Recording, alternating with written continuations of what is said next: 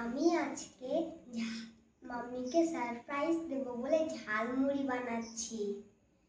আমি সবার প্রথমে টমেটো শসা পেঁয়াজ এগুলোকে ধুয়ে নিয়ে প্রথমে শসার খোসা ছাড়িয়ে আমি এখন শসাকে টুকরো টুকরো করছি।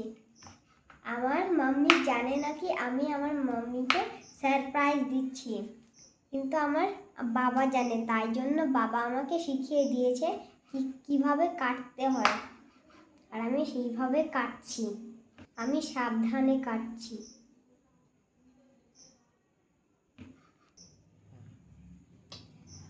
আমার যখন এগুলো সব কাটা হয়ে যাবে তখন আমি মুড়ির উপরে এইগুলো দিয়ে তারপরে চাট মশলা শসা পেঁয়াজ লঙ্কা কুচি সব দিয়ে আমি এটাকে বানাবো। তখন তোমরা আমার সঙ্গে থাকো।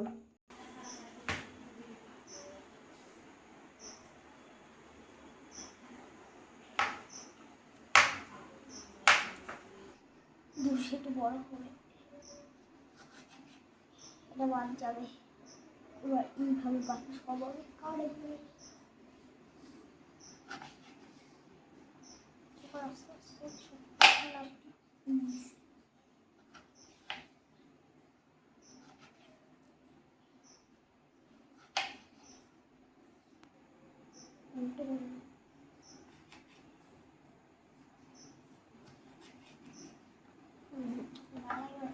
করে নিই।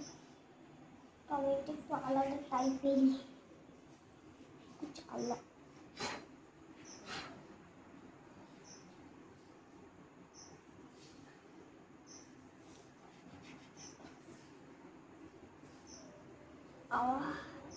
ইয়ে তো এত নরম একটা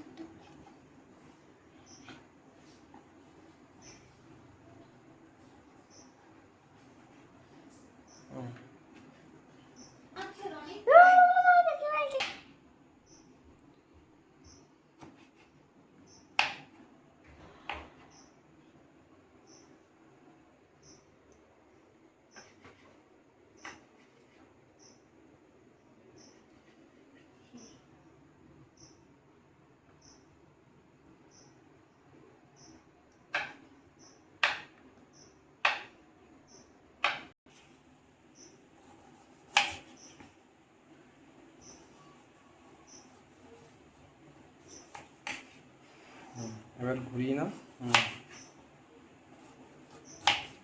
আমার মাম্মি সব শিখিয়ে দিয়েছে আর তুমিও শিখিয়েছে, তাই আমার চিন্তা নেই। তবে আমি একটুখানি দেখে দেখে কাজ করছি। সাবধান, হাত আঙ্গুলটাকে বাঁচিয়ে।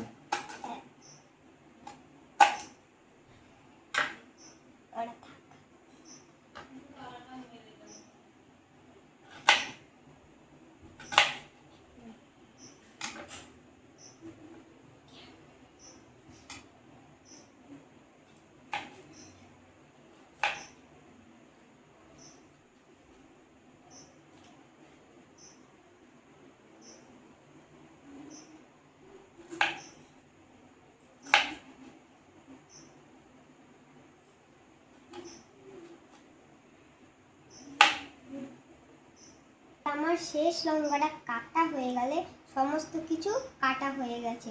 আমি এই ঝালমুড়িটা আমাদের স্কুলেও বানিয়েছি, আর আমি এই ঝালমুড়িটা এখানে মাম্মির জন্য বানাচ্ছি।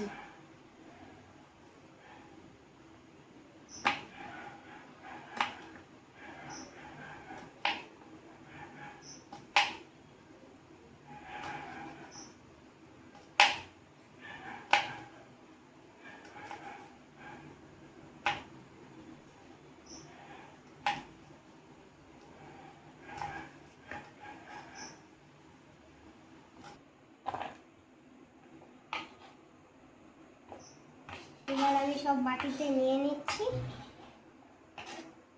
এই যে দেখুন সব কাটা হয়ে যাচ্ছে।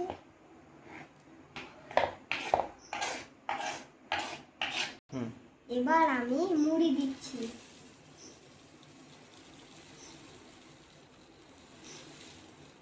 আমি একটু ঝাল চানাচুর কেটে নিচ্ছি।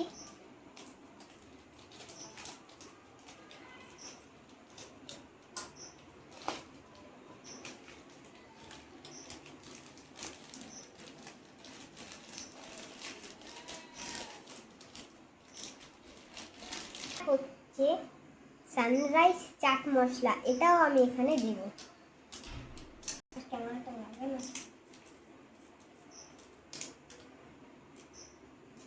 কাটলাম এত বড়।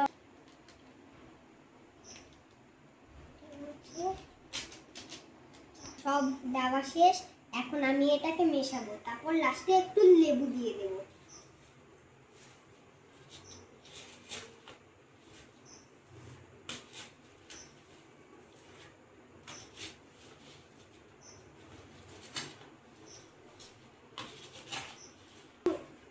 বন্ধুরা, তোমরা চাইলে এর মধ্যে ভেজানো ছোলাও দিতে পারো, খেতে ভালো লাগবে।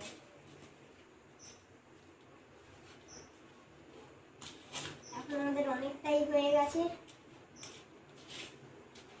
লাস্টের টুকু তোমরা দেখতে থাকো।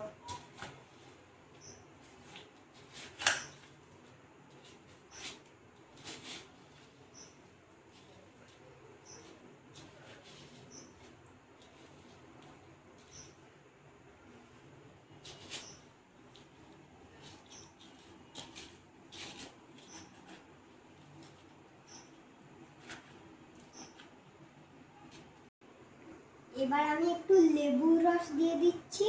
জানো তো বন্ধুরা, এই লেবুটা আমাদের গাছের লেবু।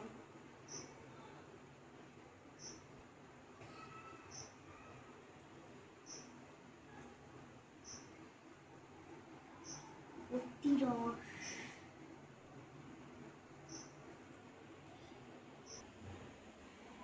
বন্ধুরা, আমার ঝালমুড়ি তৈরি, কিন্তু এখানে একটুখানি ধনেপাতা দিলে ভালো হতো। তোমরা চাইলে ধনেপাতা দিতে পারো, কারণ আজকে আমার বাড়িতে ধনেপাতা নেই। কমেন্টে লিখো কেমন হয়েছে।